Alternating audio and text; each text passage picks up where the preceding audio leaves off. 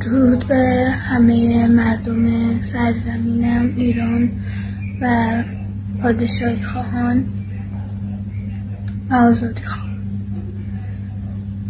من بیت شفیعی بعد از 2 سال سکوت، بعد از بازداشت خودم و مادرم که 40 روز انفرادی بودن و 3 ماه در زندان زن، بعد از همه این شرایط سختی که گذشت به این نتیجه رسیدم که دیگه نمیتونم این سکوت رو ادامه بدم. وقتی مردم ایران، خود ایران رو میبینم، واقعا قلبم به درد میاد و نمیتونم سکوت کنم.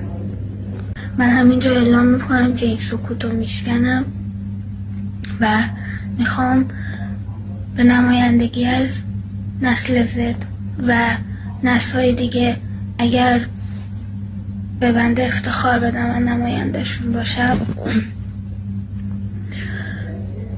اینو اعلام کنم که هیچ کس به جز شاهزاده رضا پهلوی نمیتونه بعد از آزادی ایران رو به اون سرافرازی و افتخار خودش برسونه.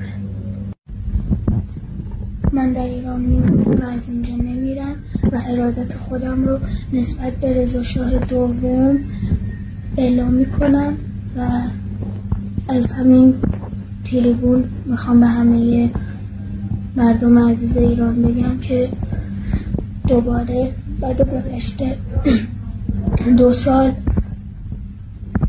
که شجاع باشید، نترسید،